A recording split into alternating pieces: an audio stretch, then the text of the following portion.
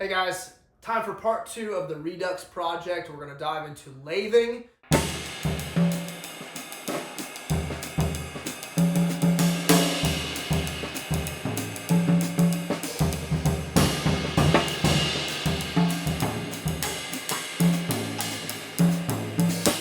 Before I cut over to show you me actually lathing the Redux models that I'm working on, I'm just going to talk for a brief minute about lathing itself. This is my lathing machine. I had this machine built years and years ago before I really knew what I needed to have it do. And so the lathe itself is a lot lower than it probably should be, but I've adjusted and developed my own technique to use it. I have a foot pedal operation on this machine.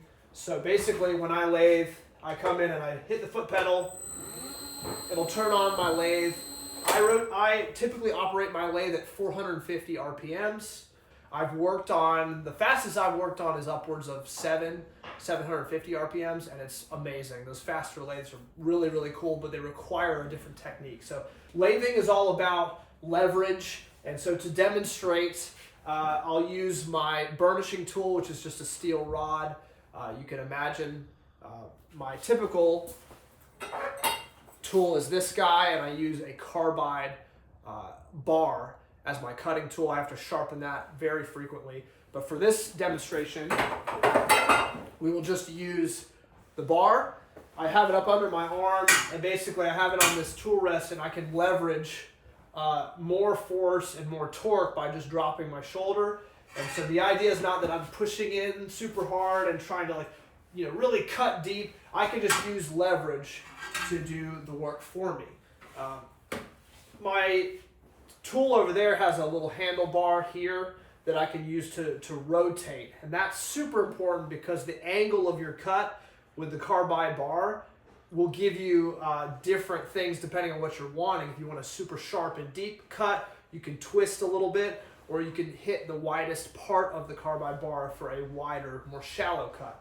So pretend like I've got the little bar there, but basically what I'm going to do is I'm going to come in on the cymbal, and I can create a taper by lathing a little bit, coming back to the edge, lathing a bit more, coming back, lathing a bit more, and that's going to give me that taper where it thins out towards the edge of the cymbal. The use of pressure on the lathe is hugely important, and it's the way you dial in how stiff or how loose a cymbal is. So the Redux original is a fairly loose cymbal, and I use both lathing and hammering to give that wobble and that flop. Oftentimes I'll use this little post, and I can leverage against it, another point of leverage. So that helps a lot for going a little bit deeper.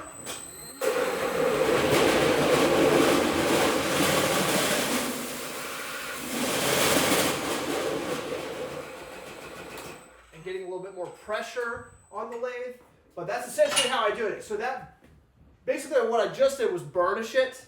I put pressure into the cymbal, which is going to kind of stiffen it up. Now if I flip the cymbal and do the reverse, what I'll basically do is I'll be slumping it. So this is the top of this blank. So now we're going to flip it over, and I have this little attachment that allows me to turn the cymbal over.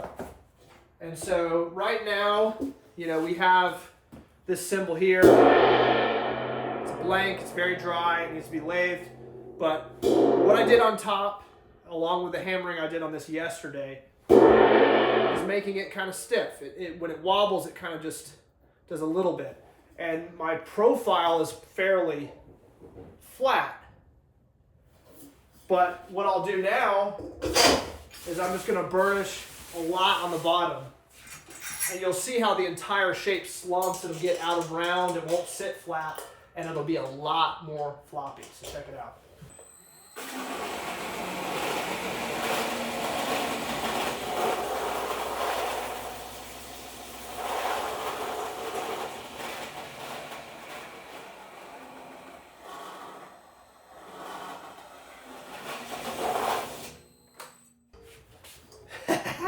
Check that out. And it's way more floppy, and even when I hit it, in the room I hear kind of a tremolo effect of the actual, I'm hearing the the flapping of the cymbal. And so that's one way that cymbal-smiths, that's one way that we can dial in the stiffness and or looseness in a cymbal. And that's something that I do. And so from here, the cymbal's wildly out of shape. It's way too loose. And I can just, in 30 seconds or so, I can just tighten that right back up by flipping the cymbal back and burnishing the top to bring that stiffness back up, bring that stiffness back into the cymbal, and make it more like a normal cymbal.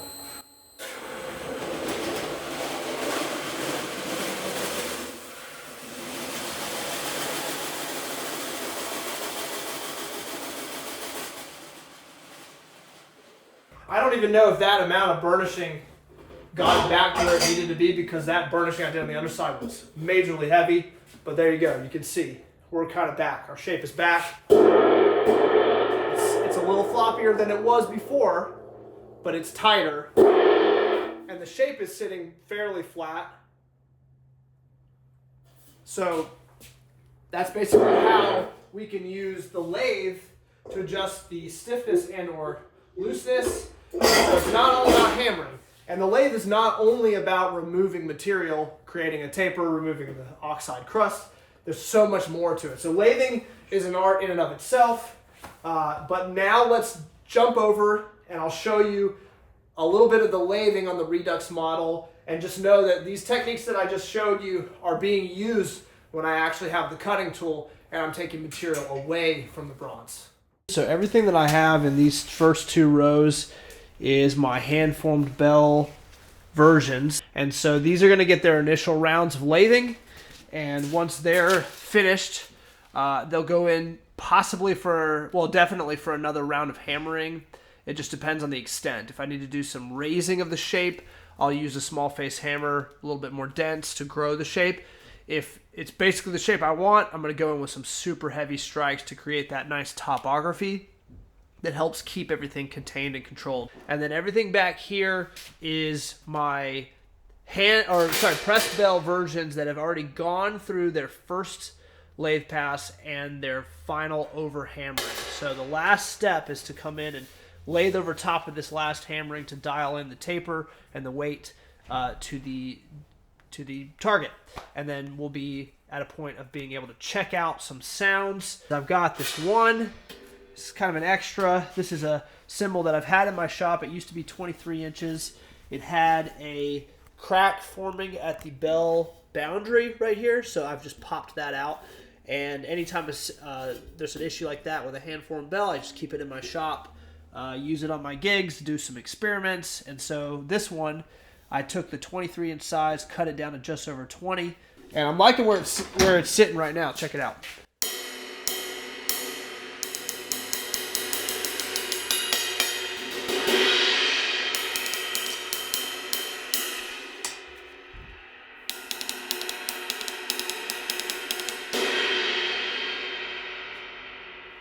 It's got a nice loose tension to it. It's a little drier than the Redux because of this hammering that's happened over top of the last lathing. So once I do the final pass of lathing, you know, it's 2,050 grams basically, going to go down. Maybe 100 grams, maybe less. I want to get a little bit more of a taper in at the edge. Then it's going to be done, and then I'm going to be able to kind of have this to test the hand-formed bell version of the smaller size for the Redux. So that's the only extra little prototype I have in the batch here, but everything now is going to go to the lathe.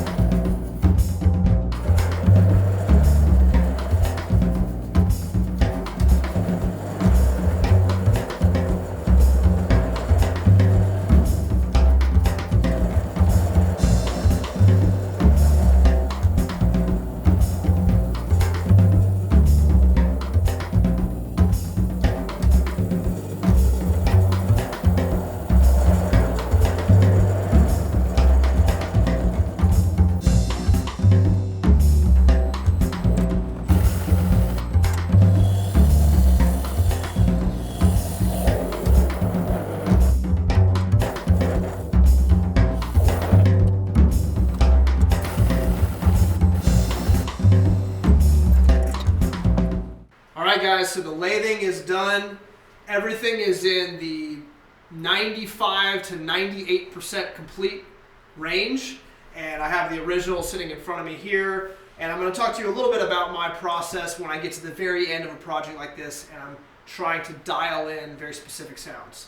As a reminder, this Redux project is not about perfectly cloning this cymbal right here. It's about creating a piece that's inspired by that. Each one of these cymbals has to have its own unique vibe to it. Otherwise, it feels kind of cheap to me, and the sounds can fall flat. Like if I get too intense about perfectly replicating this, usually I'm not inspired by the end result. So this cymbal was created out of a place of me not trying to do anything but create, make something unique, see what happens if I fill in the blank, you know? And that's what this cymbal came about, and it was a surprise for me. So I have to leave a little bit of that element of surprise, allowing things to enter that I wasn't anticipating doing. That's just my process. And for example, this cymbal here, this is one of the Reduxes where when I was hand forming the bell, I, for whatever reason, just felt like it needed to be a little bit bigger. So I made the bell a little bit larger, and then it had a darker overall sound, lower, darker kind of sound. And then I had one of the guys that purchased the Redux reach out and say, hey, you know, just throwing this out there, if you decide you want to make one of these a little bit more growly and trashy, go for it. And I was like, okay, I know exactly what to do. So I took this cymbal that had a little bit of a bigger bell, and then I went in and did one last round of just swinging the hammer like crazy, super hard strikes, really deep divots to give it this growl and this trash. And so this cymbal has almost become an entirely unique creation, even though it was originally designed to sound like the 22 Redux from Christmas Day. So with that, let's start by just playing the original, and then I'll play this funky one, and then I'll talk a little bit about the others and what I'm going to do to finalize those.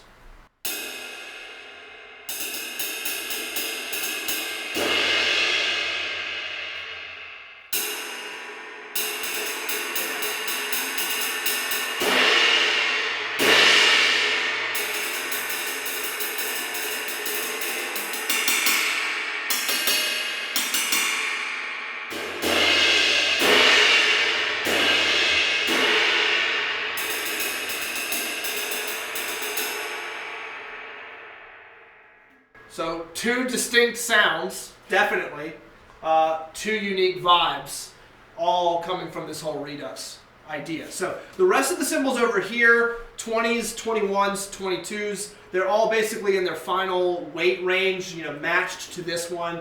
The original is 2,495 grams. So, you know, I've got this one as 2,492, 2,496, 2,494. I've gotten very close, but there are very distinct differences in the vibe that they have. So for instance, this guy right here,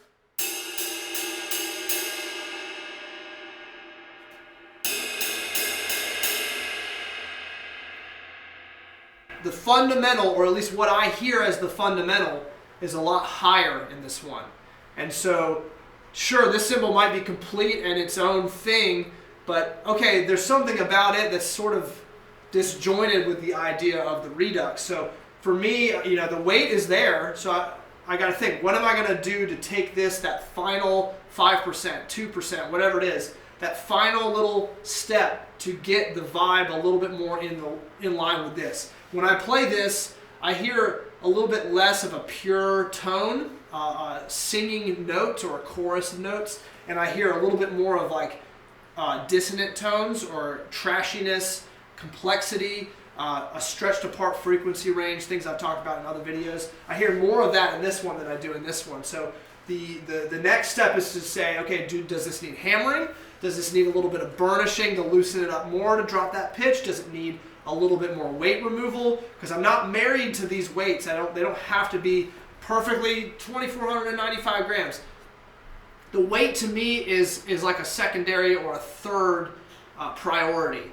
For me, it's all about creating the tone, creating where the stick sits in relation to the wash, and then dialing in a vibe. So that's a good instance of a brighter and a cleaner sound than I want for this Redux project. Now if we go down one, we have this guy here, 2496, 1 gram heavier than the original. And it has a different vibe, but there's something about it that feels more like it's settled, or that it's there, it's ready to go.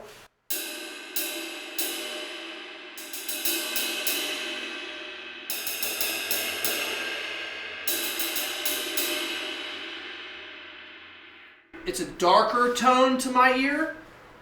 So the idea of bringing in a little bit more sizzly, high-frequency shimmer is the way that, if I was thinking about perfectly matching it, I would be thinking about doing that. But it's got the level of wobble that I want. It's got a nice tone. There's something pleasing about it. So this one doesn't feel like one that I necessarily want to tweak. I think it's there. And as it rests over the coming weeks and months, it's going to settle even more, and it's possible that a little bit more of that shimmer will come out. So if anything, on this one, I'm going to be doing a super mild thing, like maybe a little bit of abrasion treatment on the lathe, or something to kind of add in a little bit more sparkle, but not much, because it's got a vibe. It is an inspiration of the original.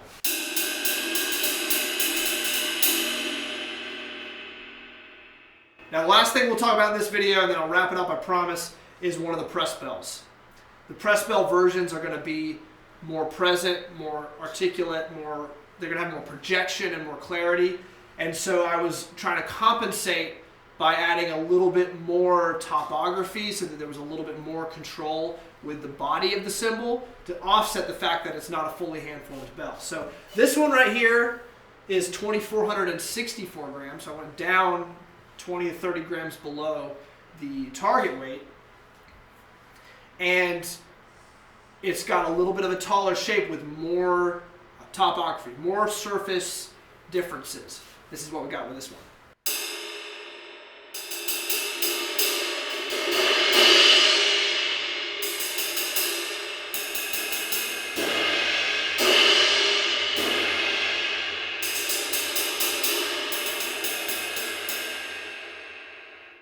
Obviously, fundamental pitch is higher on this one, even though it's thinner. That's because we've got a bigger cup, bigger bell, pressed bell. This is a lot lower, so there's going to be a darker, lower fundamental to the original than there is with this. But the level of wobble is there. The topography is creating this nice, complex, a little bit more trashy, dissonant tones happening, not clear and singing. So this cymbal is another one where it feels like it's done. There's not really much else to do with it to really, make it any better than it is. It kind of is what it needs to be.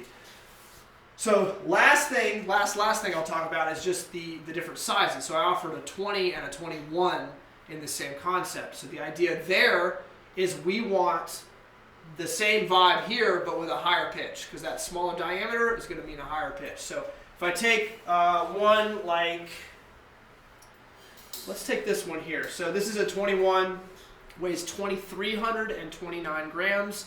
About in line weight-wise, about the same. And this is the sound we got here.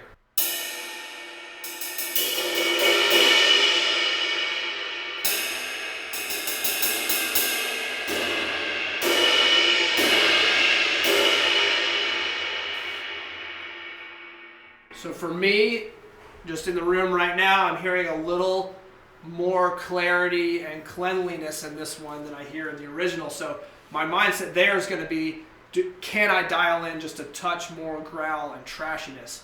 And then the question then becomes, how? Is it more hammering? Is it a little bit more lathing? Is it burnishing? All kinds of stuff. So that's a little insight into how I'm going about finishing the Redux project. We've done the lathing, and the next video, for better or worse, is going to be the final video where I take all of these, and with the good mics, the studio setup, we're going to sit there and we're going to play them next to the original. And you guys can let me know what you think. And if you have ordered one of these Reduxes, they will be ready for you very soon. So thank you guys so much for watching. Please drop a comment below. Subscribe and hit the bell if you want notifications. Keep an eye out for the finale, part 3, coming next.